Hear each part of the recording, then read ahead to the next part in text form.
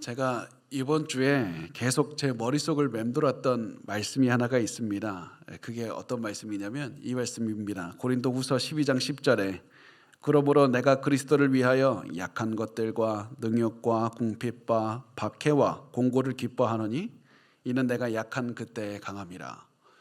이 말씀에서 내가 약한 그때에 강함이라, 내가 약한 그때에 강함이라, 내가 약한 그때에 강함이라, 이 말씀이 계속 머리에서 맴돌았습니다. 왜 그러냐면 이전까지는 잘 인식을 못했는데 내가 약한 그때에 강하다는 말은 아주 상식적이지 않은 겁니다. 세상 사람들이 들으면 몰상식한 얘기라고 하는 이야기가 되는 겁니다. 왜 그렇습니까? 내가 약할 때는 강한 게 아니라 약할 때는 쉬어야 됩니다. 약할 때는 내 힘을 길러야죠. 약할 때는 힘 있는 사람과 함께 해야 됩니다. 내가 약할 때는 너무나도 모든 것이 무너지는 게 상식인 때입니다. 그렇지만 바울은 말합니다. 내가 약한 그때에 강함이라. 여러분, 이 말을 이해하시겠습니까? 이런 말이 우리가 교회 안에서 너무나도 많이 해서 상식처럼 어떻게 보면 너무나도 평범하게 들리지만 이 평범하지 않은 말이 여러분의 귀에는 어떻게 들립니까? 바울이 이 말을 하면서 내가 약한 그때 능력과 궁핍과 박해와 공고를 당할 때 내가 그 약해지는 때에 강할 수 있었던 이유가 세상 사람들과 다르기 때문에 세상의 상식과 맞지 않는 얘기를 한 건데, 세상에서는 내가 약한 그때 무너지는 게 당연하지만 바울은 내가 약한 그때 강할 수 있었던 이유는 약한 그때 강한 하나님을 의지할 수 있었기 때문에 그렇습니다. 약한 그때 온 세상을 창조하신 하나님을 의지했던 겁니다. 그리고 내가 하나님을 가장 잘 의지할 수 있을 때가 언제냐면 약해질 때입니다. 내가 약해질 때 하나님을 의지할 수 있습니다. 내가 아무리 해도 절대 성공할 수 없다는 사실을 인식할 때 내가 비로소 그때 얼마나 연약한 존재인지 알 수 있고 그때 비로소 하나님의 능력을 의지할 수 있는 겁니다.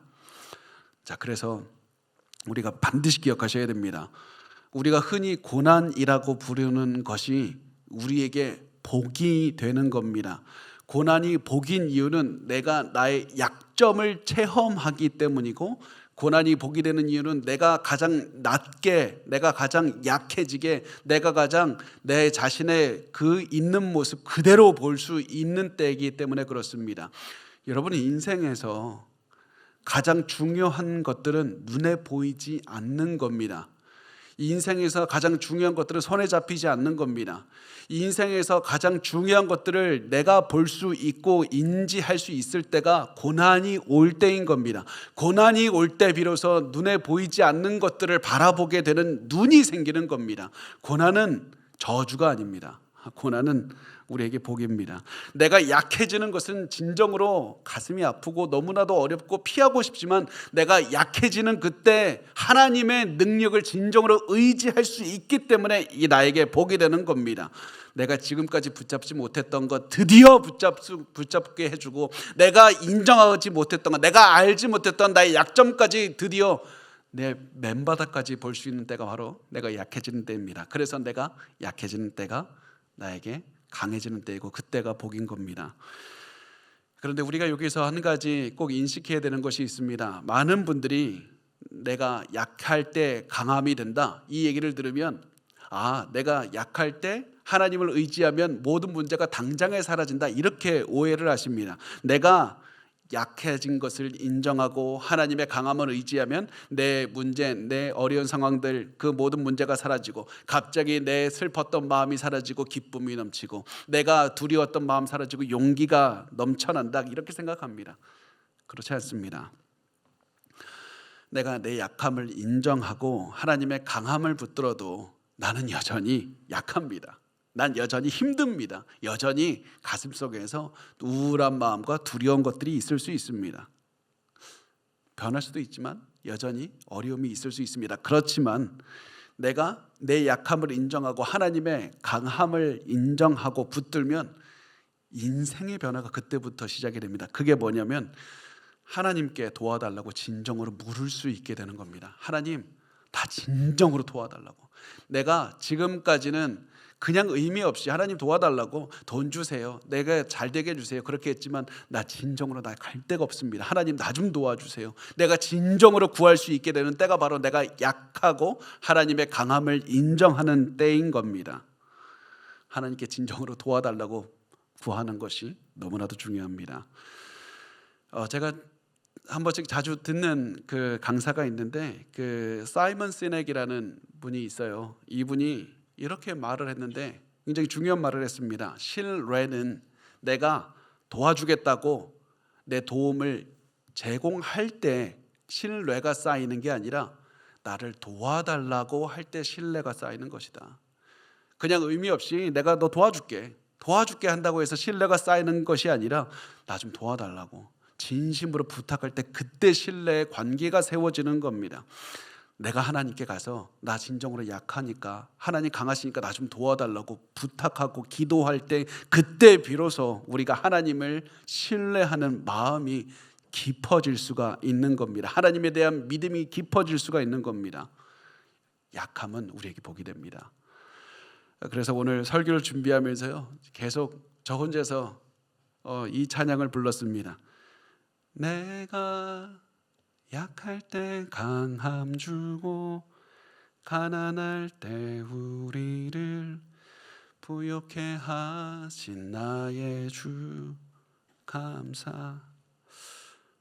진짜 감사하더라고요. 그러면서 제가 지금까지 살았던 삶도 저도 모르게 이 찬양을 부르면서 돌아보게 됐고 이 찬양을 계속 부르다 보니까 2020년에 개척을 한 다음에 지금까지 짧은 시간이었지만 그 시간까지의 삶을 돌아볼 수가 있었습니다.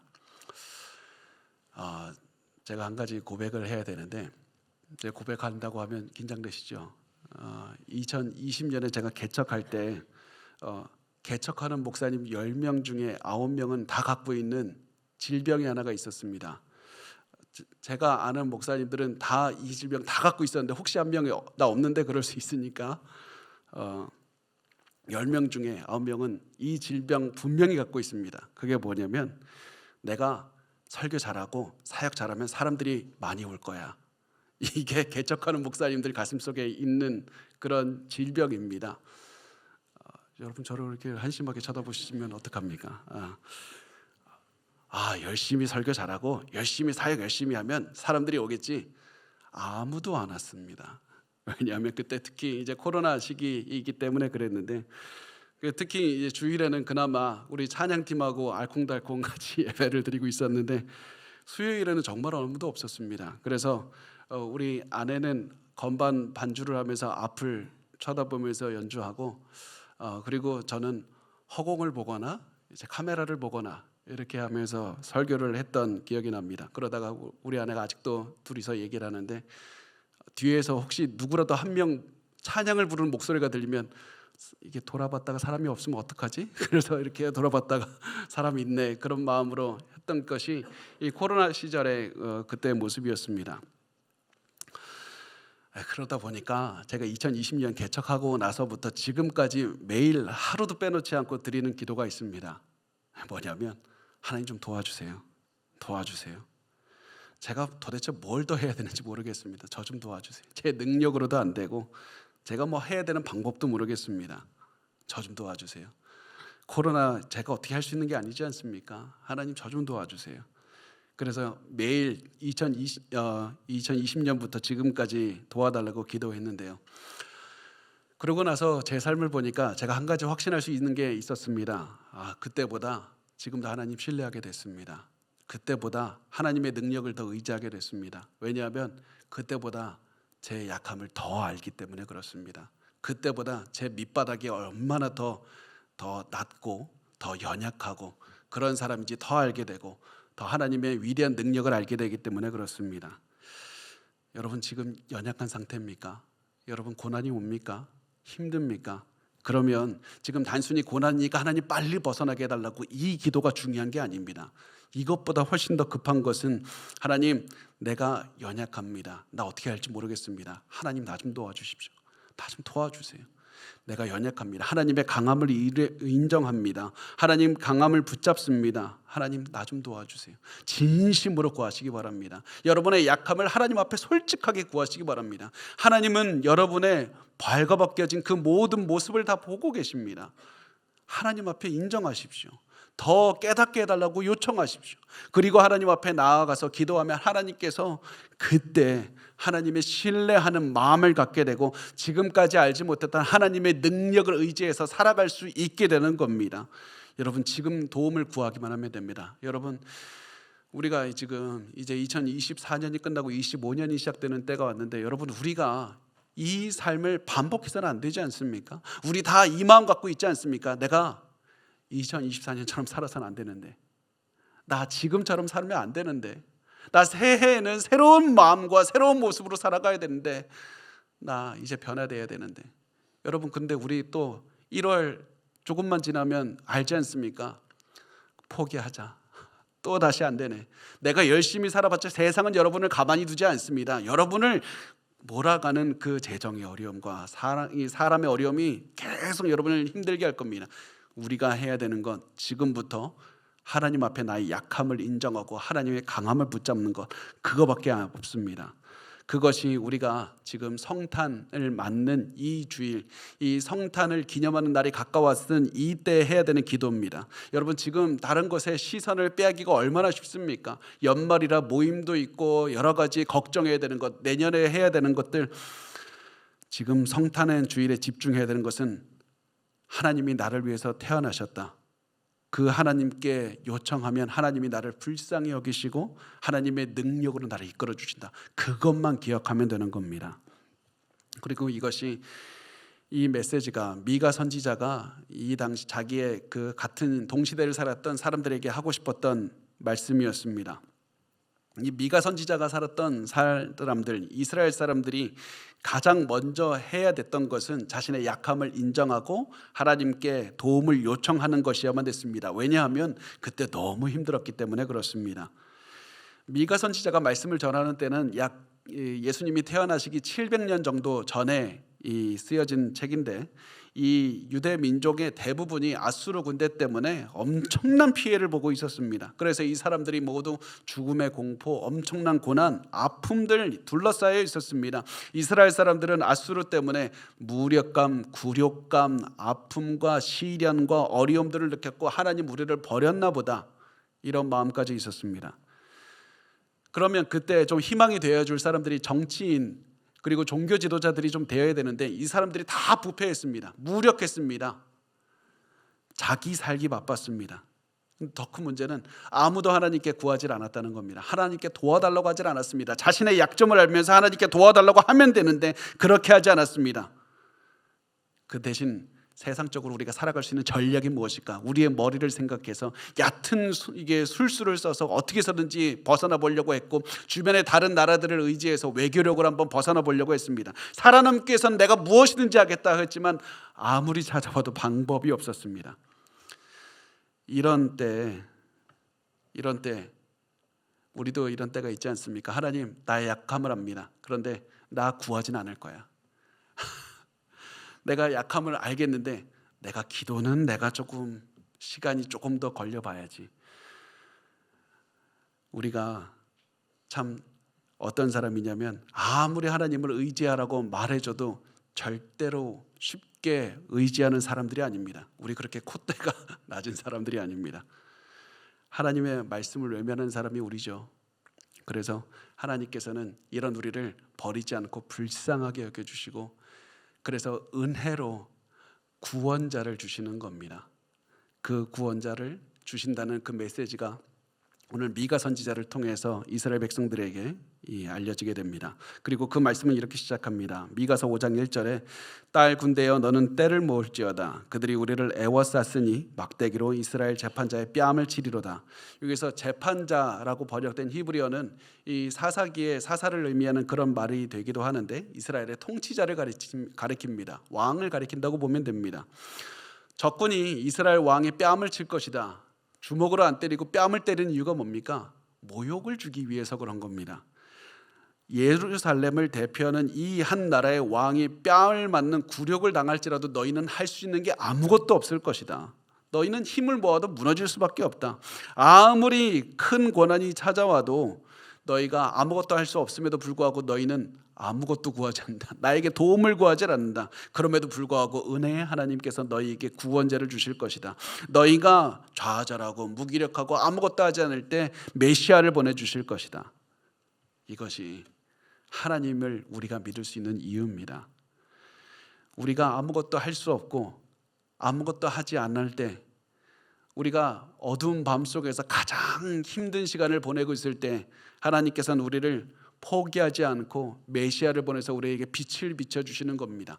이것을 우리가 은혜의 하나님이라고 부릅니다. 은혜의 하나님께서 우리의 마음을 만지시고 우리가 포기하고 싶어도 우리를 포기하지 않는 우리의 하나님이 되십니다. 그리고 그 하나님께서 은혜를 내려주셔서 우리에게 보내주신 분이 메시아가 되시고, 메시아 예수 그리스도가 바로 우리를 위해서 태어나신 겁니다. 메시아에 대해서 미가 선지자는 이렇게 예언합니다. 미가서 5장 2절 말씀 우리 같이 읽겠습니다. 시작. 베들레헴 에브라다야, 너는 유다 족속 중에 작을지라도 이스라엘을 다스릴 자가 내게서 내게로 나올 것이라. 그의 근본은 상고에 영원에 있느니라. 아멘. 이 말을 듣는 사람들은 모두 놀라워했을 겁니다. 귀를 의심했을 겁니다. 뭐라고? 베들레헴? 예상하지 못한 말입니다. 예루살렘이라면 몰라도 베들레헴, 하나님의 희망이 베들레헴에서 나온다니 이거 무슨 말입니까? 우리는 베들레헴이라는 말을 자주 들어서 익숙하고 대단한 큰 도시 같지만 이 당시 사람들에게 베들레헴은 너무 작은 마을이었습니다. 무슨 서울, 인천 이런 곳이 아니라 굉장히 작아서 사람들이 무시하는 곳이었습니다. 그래서 사람들은 베들레헴에서 위대한 사람이 태어날 것이라는 기대 자체를 하지 않는 곳이었습니다. 구원자가 예루살렘에서 나왔으면 나왔지 무슨 베들레헴이야. 하나님께서는 왜 하필 베들레헴에서 메시아가 태어날 것이라고 말씀을 하셨습니까? 거기 두 가지 이유가 있습니다. 첫 번째가 뭐냐면 은혜의 하나님께서 약속을 지키셨기 때문에 그렇습니다. 다윗에게 주신 약속을 지키신 겁니다. 사무엘하 7장 12절에서 13절은 말씀합니다. 내 수완이 차서 내 조상들과 함께 누울 때에 내가 내 몸에서 내 씨를 내 뒤에 세워 그의 나라를 견고하게 하리라. 그는 내 이름을 위하여 집을 건축할 것이요 나는 그의 나라 왕위를 영원히 견고하게 하리라. 왕위를 영원히 견고하게 하리라. 어떤 사람이 영원히 살길래 그 왕위를 영원히 견고하게 하겠습니까? 인간이 아닌 겁니다. 하나님이신 겁니다. 메시아인 겁니다. 이것을 하나님께서 다윗의 후손에게 영원한 왕권을 주시겠다고 했는데 지금 이 나라가 어떻습니까? 왕들이 다 부패했습니다. 무기력합니다. 나라가 풍전등화합니다. 당연히 무너져도 당연한 이때, 다윗의 후손들이 다 끊겨버려도 이상하지 않을 때 하나님께서는 다윗에게 하신 약속을 이루기 위해서 베들레헴에 다윗의 자손 중에 메시아가 태어나게 하겠다. 베들레헴이 어떤 곳입니까? 다윗이 나온 출신입니다. 다윗의 고향입니다. 베들레헴을 통해서 이 다윗의 약속을 상기시키면서 메시아가 탄생하게 하겠다. 다윗에게 한 약속을 이루겠다고 하시는 겁니다. 그래서 이 사실을 강조하기 위해서 미가 선지자 이렇게 말합니다. 그의 근본은 상고에 영원에 있느니라. 이 말은 메시아가 우연히 이 세상에 온 것이 아니라 하나님의 계획에 따라 왔다는 겁니다.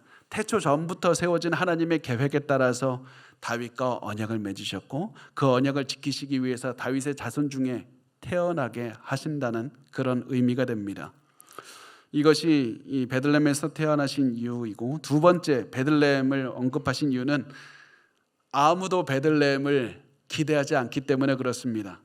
에브라다라는 큰 지역 안에 있는 베들레헴이라는 곳이 있는데 이 베들레헴은 다른 지명이 있으니까, 다른 곳에도 베들레헴이 있으니까 헷갈리지 말라고, 여기 에브라다 안에 있는 베들레헴 그 작은 곳 알지? 너희 무시하는 그곳 알지? 그러면서 에브라다 안에 있는 베들레헴 이렇게 굉장히 강조해서 말을 하는 겁니다.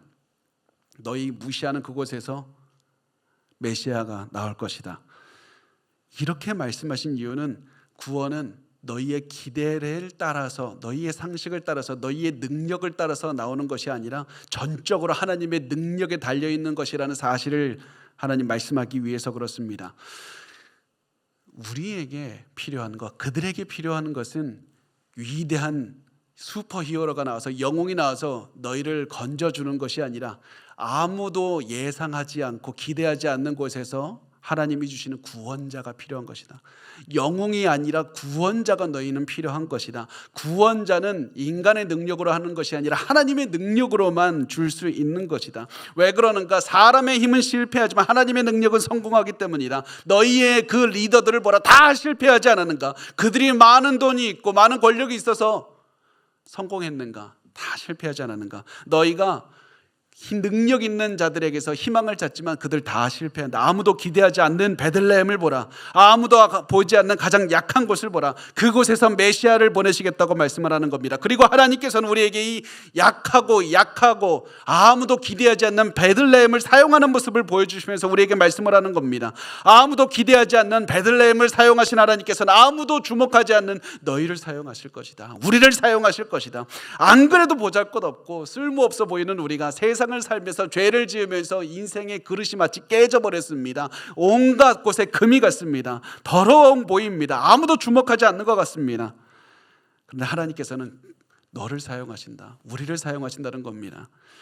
내가 나약하고 근심하고 염려하고 불안해하기 때문에 베들레헴에서 메시아가 탄생하신 것이고, 내가 너무 죄를 많이 지어서 약한 사람이기 때문에 하나님께서는 베들레헴에서 메시아가 탄생하게 하신 겁니다. 우리를 구원하신 하나님마저 거부하며 너무나도 큰 죄를 지은 우리가 악하기 때문에 우리를 불쌍하게 여기신 하나님께서 베들레헴을 통해서 메시아가 탄생하게 하신 겁니다. 하나님은 이렇게 은혜가 많으신 분입니다. 언젠가 한 목사님의 이야기를 들은 적이 있습니다. 이 목사님께서 처음에 이제 예수를 믿게 되었을 때 목사님이 성경을 가지고 목사님을, 그 당시 다른 자기를 인도하는 그 목사님을 찾아가서 이렇게 말씀을 했다고 합니다. 불평을 하면서 이렇게 얘기를 했다고 합니다. 목사님, 성경이 너무 커요. 글씨는 너무 작고 종이는 너무 얇아요. 뭐 이렇게 성경이 크냐고. 그랬더니 그 말을 들은 목사님께서는 성경을 펴더니 창세기 1장과 2장을 짚더니 이렇게 말씀을 하십니다. 이 첫 두 장은 하나님께서 우리에게 선한 것만을 의도하셨다는 것을 보여주는 증거입니다. 하나님은 우리를 사랑하시고 우리에게 가장 좋은 것을 주기를 원하셨습니다. 그리고 나서 성경의 나머지 부분을 다 붙잡더니 여기가 사람들이 얼마나 하나님께 불평했는지, 인간이 망쳐놓은 기록이 이만큼입니다. 성경이 크기 때문에 감사하세요. 하나님의 은혜가 아니었다면 성경은 여기서 끝났을 겁니다. 하나님의 은혜가 아니면 이렇게 길 필요가 없었습니다. 하나님의 포기하지 않으셨기 때문에 수많은 페이지가 존재하는 겁니다. 하나님께서 선지자를 보내셨을 때 사람들이 선지자를 죽였다면 또 다른 선지자를 보내주시고, 사람들이 하나님이 보내신 선지자를 구타했다면 하나님께서 더 많은 선지자를 보내주셨습니다. 그리고 나서 하나님께서는 아들을 보내주셨습니다. 그래서 성경이 큰 것은 하나님의 은혜의 증거입니다. 여러분을 사랑하시는 하나님은 은혜의 하나님이십니다. 그래서 큰 성경을 기록하신 하나님을 믿고 의지하시기만 하면 됩니다. 은혜의 하나님 때문에 성경은 크게 됐고요. 그리고 하나님의 은혜 때문에 예수님은 베들레헴에 오셨습니다. 그래서 성경은 크고 하나님은 은혜가 많고 예수님은 베들레헴에서 태어나셨고 우리에게는 희망이 있는 겁니다. 여러분, 근데 우리가 희망이 있다는 말을 한번 잘 생각을 하셔야만 됩니다. 희망이 있다라는 말을 언제 사용합니까? 희망이 있다는 말은 내가 고난 중에 있을 때 사용합니다. 희망이 있다는 말은 아직 내가 처한 상황이 어렵다는 의미입니다. 여전히 힘든 시간을 견뎌야 되지만 희망이 있기 때문에 견딜 수가 있다는 의미가 됩니다. 희망이 있는 시간, 분명히 어렵습니다. 그렇지만 희망이 있는 시간은 아무리 고난이라도 복이 됩니다. 왜냐하면 우리가 기다리는 동안에 메시아가 우리에게 희망이 되시는 한 우리는 그 메시아에게 도와달라고 기도할 수 있기 때문에 그렇습니다. 하나님께 도와달라고, 메시아에게 도와달라고, 예수 그리스도께 도와달라고 할 때 우리는 예수님을 더욱더 믿을 수 있는 믿음이 생길 것이고, 우리의 믿음에 따라서 하나님께서 더 많은 하나님의 능력을 의지해서 살아갈 수 있도록 우리를 인도하실 겁니다. 이것은 미가 시대의 사람들에게도 마찬가지였습니다. 이 사람들도 하나님의 희망을 주었지만 여전히 어려움을 버텨야 되는 시간을 보내야만 됐습니다. 3절에 이렇게 말씀을 합니다. 그러므로 여인이 해산하기까지 그들을 붙여두시겠고 그 후에는 그의 형제 가운데 남은 자가 이스라엘 자손에게로 돌아오리니. 메시아가 오시기 전까지 하나님의 백성들은 고통을 당해야 됩니다. 마치 여인이 해산하기까지라고 말씀을 하면서 그 이스라엘 백성들이 견뎌야 되는 고통이 여자가 마치 진통하는 것과 같다, 그 애를 낳을 때까지 진통하는 것과 같다고 말씀을 합니다. 저는 저희 아내가 애를 낳는 걸 바로 옆에서 봤습니다. 그리고 도왔습니다. 그 간호사가 도우라고 해서 열심히 도와서 그 애를 낳는 게 얼마나 힘든지 잘 알고 있습니다. 해산의 고통은 그 어떤 고통과도 비교할 수 없을 정도로 엄청난 고통입니다. 그런데 이스라엘 민족이 이런 고통 당할 것이다.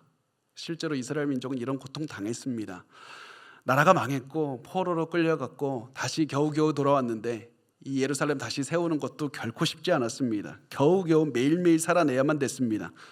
그런데 말씀합니다. 너에게 희망이 있다. 희망이 있다. 메시아가 희망이다. 하나님이 정해진 시간이 지나면 고통받고 있는 백성들에게 구세주 메시아가 탄생할 것이다. 그리고 그 메시아는 너희를 올바른 곳으로 인도할 것이다. 그러면서 4절에 이렇게 말씀을 합니다. 그가 여호와의 능력과 그의 하나님 여호와의 이름의 위엄을 의지하고 서서 목축하니 그들이 거주할 것이라. 이제 그가 창대하여 땅 끝까지 미치리라.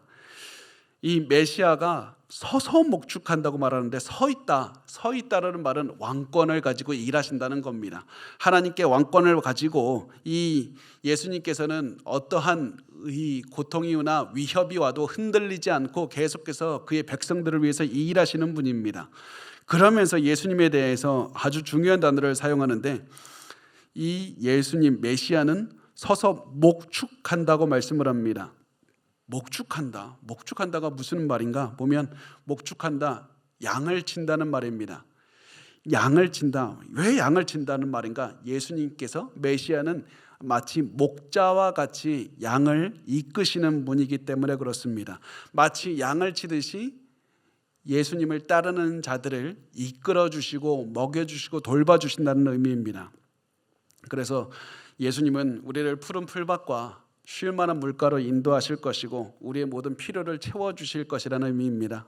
우리의 몸과 마음을 치료하실 것이고 우리의 아픔을 품으실 겁니다. 이거는 얼마나 중요했든지 예수님께서도 나중에 시간이 지나서 이 사실을 강조하기 위해서 나에게 오면 모든 필요와 간구를 채워준다는 이 사실을 강조하기 위해서 이렇게 말씀을 하십니다. 요한복음 10장 11절에 나는 선한 목자라. 선한 목자는 양들을 위하여 목숨을 버리거니와. 예수님께서는 목자가 되신다는 사실을 강조하시고 나를 따라오면 너의 모든 필요를 채워주신다. 그런데 그 필요를 채워주기 위해서 예수님께서는 내 목숨을 버렸다라고 말씀을 하고 있습니다. 그래서 내가 너를 위해서 목숨까지 버렸으니까 지금 너가 해야 될 것이 무엇이냐? 약함을 인정하고 양처럼 목자를 따르라. 양처럼 목자를 따르라. 양처럼 목자를 따르면 우리를 방해하는 모든 어려움들은 이겨낼 수 있을 것이고 장애물도 넘어갈 수 있을 것이다. 양처럼 목자만 따르라. 게다가 이 예수님, 이 메시아가 어떻게 일을 한다고 말씀을 했냐면 4절에 다시 보면 그가 여호와의 능력으로 사역하신다고 말씀을 합니다. 모든 잘못된 리더들이 다 자기 인간의 능력으로 일할 때 이 목자 하나님의 능력으로 일하십니다. 메시아는 하나님의 능력으로 일하셨습니다. 예수께서 그렇게 일하셨습니다. 그랬기 때문에 그 메시아를 누구도 대적할 수가 없는 겁니다. 그 어떤 악한 세력이 또 예수님을 대적할 수 없습니다. 그래서 우리가 해야 되는 것은 예수님께 의지하기만 하면 되는 겁니다. 도와달라고 부탁만 하면 되는 겁니다. 은혜의 하나님만 의지하면 되는 겁니다. 그러면서 이 미가는 계속해서 메시아에 대해서 이렇게 말씀을 합니다. 미가서 5장 5절과 6절 말씀 우리 마지막으로 같이 읽겠습니다. 시작. 이 사람은 평강이 될 것이라. 아수르 사람이 우리 땅에 들어와서 우리 궁들을 밟을 때에는 우리가 7 목자와 8 군왕을 일으켜 그를 치리니 그들이 칼로 아수르 땅을 황폐하게 하며 니므롯 땅 어귀를 황폐하게 하리라. 아수르 사람이 우리 땅에 들어와서 우리 지경을 밟을 때에는 그가 우리에게서 건지어 내리라. 아멘. 이 아수르라는 곳은 우리를 대적하는 모든 악한 세력 그런 것을 뜻합니다. 이런 것들 때문에 미가의 이야기를 듣는 사람들은 전혀 평화가 없었습니다. 자기 앞에서 아수르는 너무나도 대단했습니다. 너무 강력했습니다. 너무 고통스러웠습니다. 강대국 아시리아의 아수르의 위험 때문에 너무 힘들었습니다. 자기를 아무도 도와줄 사람이 없다는 생각 때문에 힘들었고 스스로 너무 무력감을 느꼈기 때문에 힘들었습니다. 도대체 우리가 어떻게 해야 되는가 그런 마음이 있었습니다. 우리도 이런 상황에 놓일 때가 많지 않습니까? 내가 약한데 우리를 대적하는 힘든 그 세력들은 너무 강력합니다. 당장에 몸이 아프고 나를 힘들게 하는 사람이 주먹을 내 눈앞에서 흔들고 내 가슴 속에 있는 아픔과 허무함과 슬픔이 몰려들어서 계속 무너지고 내 가족들이 나를 힘들게 하고 너무 힘들 때 아무것도 하지 못하게 될 것만 같은 그런 어려움이 들게 됩니다. 이때 어떻게 해야 됩니까? 이때 성경은 말씀합니다. 이 사람은 평강이 될 것이라. 이 사람은 평강이 될 것이다. 메시아가 너에게 평강이 되신다. 메시아가 샬롬이 되신다. 메시아가 모든 것을 회복시켜 주실 것이다. 메시아가 모든 평강을 주실 것이다. 그런데 이 말을 들으면 우린 얘기를 합니다. 아무리 예수를 믿어도 내가 여전히 고난이 있고 아무리 예수를 믿어도 난 여전히 고난이 너무나도 더 커지기만 하는데 어떻게 평강을 누립니까? 그런 우리를 위해서 미가서 5장 6절의 말씀입니다. 그가 우리를 그에게서 건져내시리라.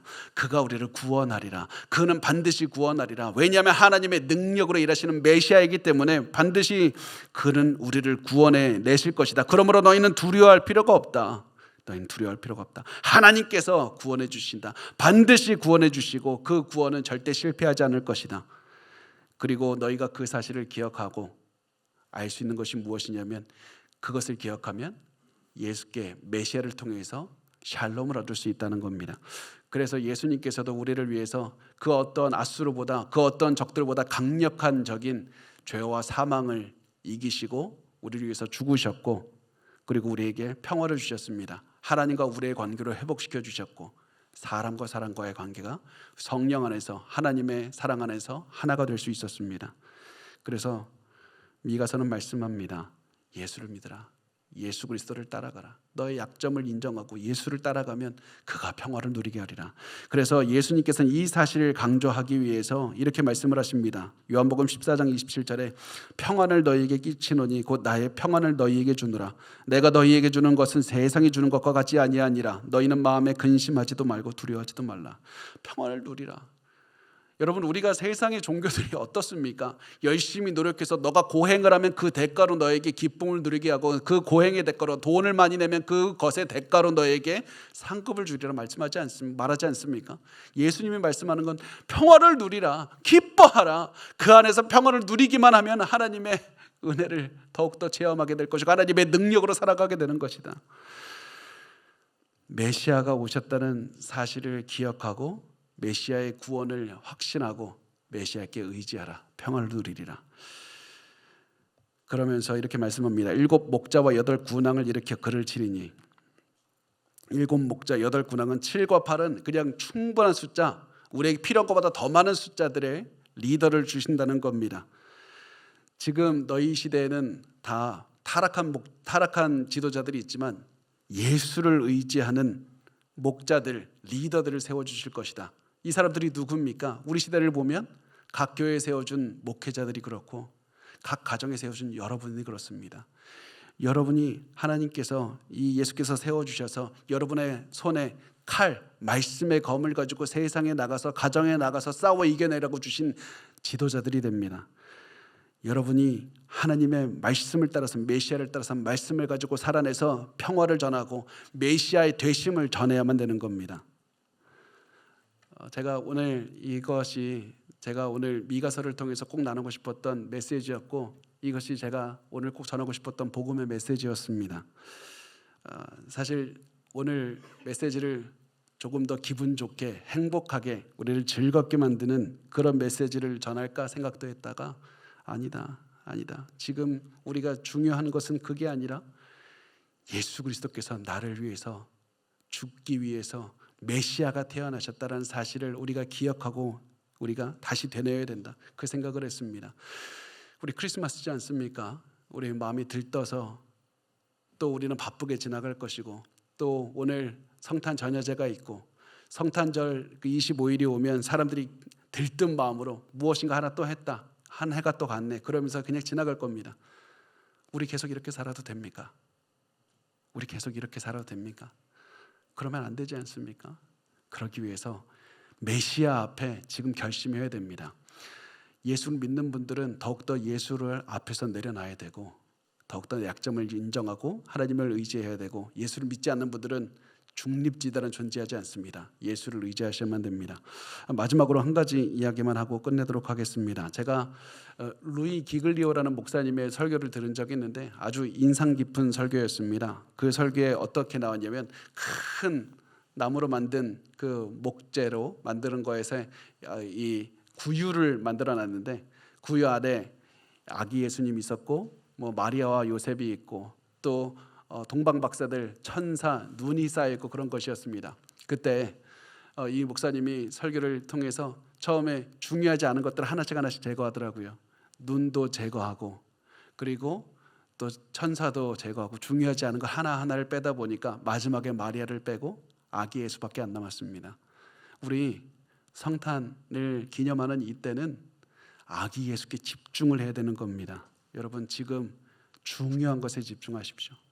그래서 우리 지금 이 시간 결단했으면 좋겠습니다. 나의 약함을 인정하고 예수께서 주시는 평화를 체험하고 살든지 하나님의 능력을 가지고 살든지 아니면 계속해서 이 예루살렘 사람들의 모습과 같이 절망하며 살든지 우리 생명을 택합시다. 평화를 택합시다. 우리의 약함을 인정하고 하나님의 능력으로 사는 그런 시간이 되었으면 좋겠습니다.